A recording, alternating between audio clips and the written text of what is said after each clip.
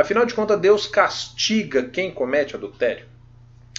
Quando nós fazemos esse tipo de pergunta, nós precisamos levar em conta algumas coisas. Deus é justo.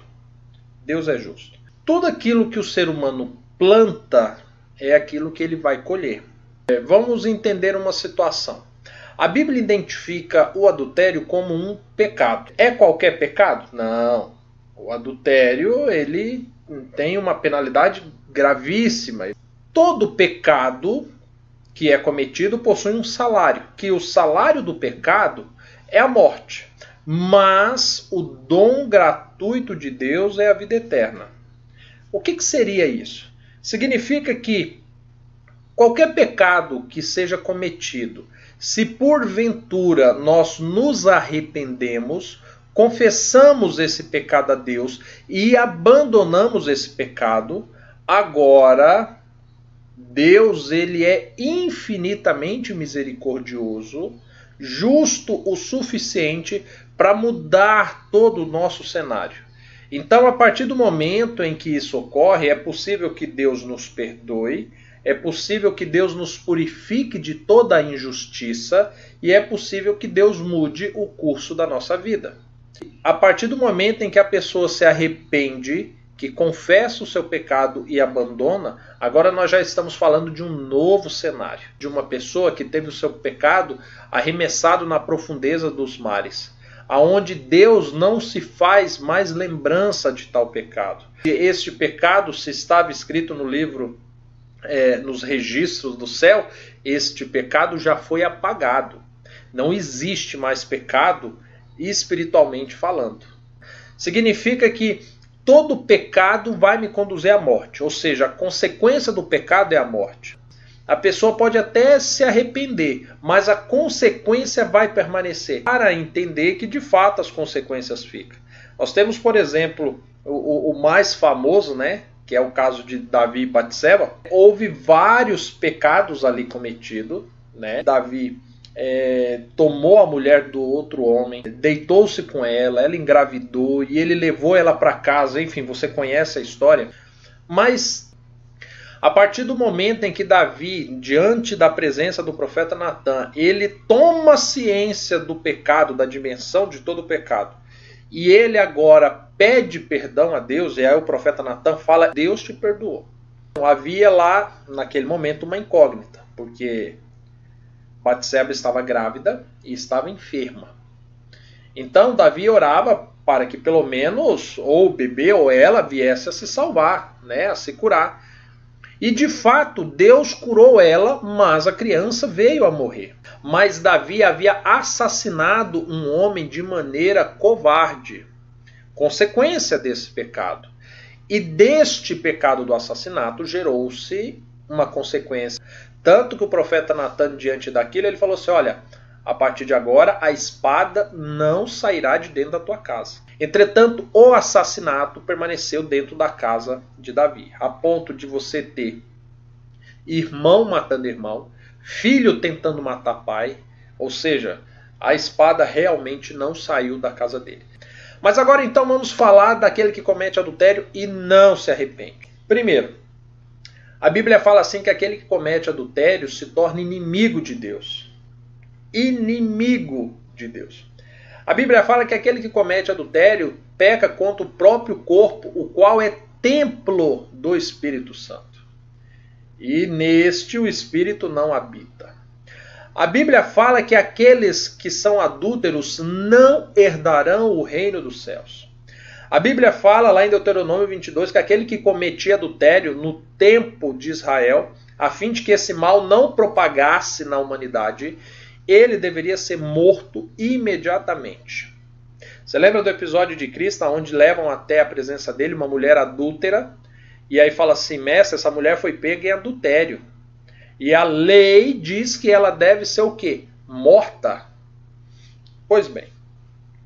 Agora, entendendo a infinita misericórdia de Deus, que na verdade Ele não quer que ninguém se perca, mas que todos se salvem, e embora seja esse o desejo de Deus, não é isso que vai acontecer, porque Jesus está à porta, Ele bate, né? E se alguém abrir a porta e deixar que ele entre e faça morada, tudo bem, mas muitos não aceitam. E é esse o caso que hoje nós vamos falar. Ou seja, aquele que comete adultério, além de todas essas características que o pecado em si já traz, de tornar inimigo de Deus, do Espírito Santo não habitar sobre ele, dele não ser herdeiro do reino celestial, e que se fossem outros tempos a condenação seria imediata da morte. Em Provérbios, no capítulo 5,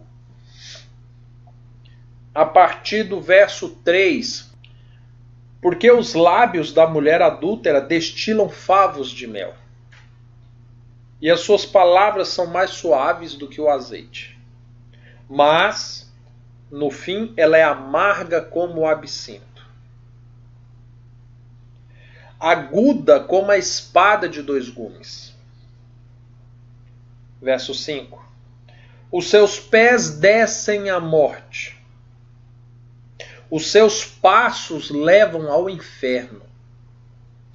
Ela não pondera as veredas da vida. Os seus caminhos são incertos, mas ela nem o sabe. Verso 8. Afasta para longe dela o teu caminho e não te aproximes da porta da tua casa, para que não dê a outros a tua força, nem os teus anos aos cruéis. Verso 10. Para que não se fartem os estranhos do teu poder, e todos os teus trabalhos enriqueçam a casa alheia. E no fim da tua vida gemerás, quando se consumirem a tua carne e o teu corpo. Ele percebe que o adultério começa sobre uma ilusão, que a pessoa fica cega quando ela está no adultério, que os passos daquele que comete adultério o conduzem ao inferno, ou seja, as coisas começam a dar errado. Ele fala que a força do seu trabalho, o seu vigor, a sua energia agora é desperdiçada. Os frutos do teu trabalho vão enriquecer casas alheias. E no fim da vida ainda gemerás, quando os teus ossos e a tua carne se secarem. Existe quase que um efeito natural que daqueles que cometem o adultério, o que acontece na sua vida é um declínio muito grande. É um declínio muito grande. E este declínio leva a pessoa às suas maiores misérias, das quais ninguém queira experimentar. Quando ele usa, presta atenção nos termos que ele usou, os passos caminham à morte, teus caminhos levam ao inferno, e quando te secar os ossos e a tua carne. Ei, presta atenção. A consequência do adultério leva a pessoa a algo terrível. Terrível. E aí, quando nós olhamos, e aqui está falando só do adultério, mas perceba que normalmente o pecado do adultério ele vem acompanhado de uma série de outros pecados. O pecado do adultério leva à mentira, leva à morte, né? O não matarás leva ao matarás, porque muitas das vezes a pessoa, para se defender do seu adultério, das acusações, ele acusa a esposa, ele acusa o marido, acusa o pastor, acusa a sociedade, e ele acusa ofendendo, matando. Em alguns casos, de fato, o adultério leva sim à morte, literal da palavra, de ir lá e assassinar o esposo da outra mulher, ou o marido, ou o amante, enfim. A pessoa desonra pai e mãe quando adultera. A pessoa abandona filhos, abandona amigos, abandona familiares, tudo em nome do adultério. Ou seja, o adultério nunca é um pecado isolado, ele sempre acompanha vários outros pecados. E agora, quando a pessoa afunda nesse pecado, é inevitável que as consequências venham. É inevitável que o preço lhe seja cobrado. É inevitável que o pecado do adultério leve à morte, leve ao inferno, leve à perca de bens, leve à perca da energia, à perca do vigor, leve a secar os ossos e a carne. Além de todos os outras consequências que nós já afirmamos aqui. que é um pecado que te afasta de Deus, que te torna inimigo de Deus e que faz com que você perca a herança da vida eterna. Então perceba, a consequência, o castigo do adultério vem. Aquele que não confessa, aquele que não se arrepende e aquele que não abandona não alcança misericórdia. Não alcança. Então é inevitável que isso vai sim acontecer. É que todos os frutos dessa riqueza de quem comete adultério não vai acabar nas mãos dele. Não vai. Ele vai enriquecer casa alheia, não a casa própria. O fato da pessoa postar fotos nas redes sociais, falar para todo mundo, nossa, nunca estive tão feliz, que coisa boa. Isso é um mecanismo de defesa psicológico para que a pessoa, pela repetição daquele desejo que ela gostaria de ter saciado, ela consiga suprimir a frustração de não ser bem assim como ela imaginava. Sabe o que acontece na cabeça de quem comete um adultério e se casa com outra pessoa? Presta atenção. Você é uma pessoa inteligente, você vai entender o que eu estou falando. A pessoa cometeu um adultério, certo? E aí ela diz assim, olha, porque o casamento estava horrível, porque o casamento é não sei o quê, porque a minha mulher era não sei o quê, porque chegando na rotina e não sei o quê. Aí abandona o casamento, falando mal do casamento, porque é terrível o casamento. Aí sabe o que essa pessoa faz? Se casa de novo.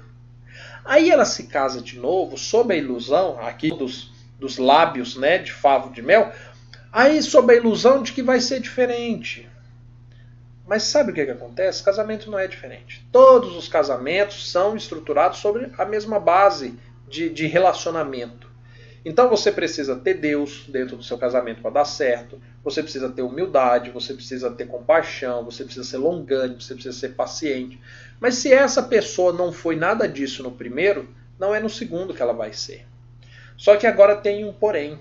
Ela pagou um preço muito caro por esse novo casamento. Muito caro. Porque ela desonrou pai e mãe. Ela abriu mão da presença de Deus na vida dela.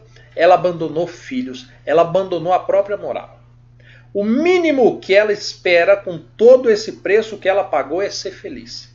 E agora, sem ninguém perguntar, na cabeça dela, ela já prospecta isso para todo mundo. Sem nem perguntar. Eu estou feliz. Ah, como eu estou feliz. Ah, que felicidade boa. Não, porque não está feliz. Sabe? Então você que lida com o seu marido ou com a sua esposa que foi embora, que está no adultério, sabe? Gozando da vida ou dando a entender que está muito feliz e que Deus deixou passar batido esse adultério, não se engane. A palavra do Senhor não falha. Pode ter certeza. Deus é justo de trazer justiça a esse pecado.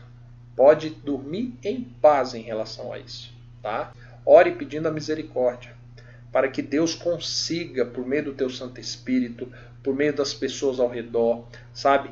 Por meio desse desejo que você tem no seu coração, que de fato o teu marido ou a sua esposa se converta desse pecado e que restaure aquilo que foi destruído por meio do adultério.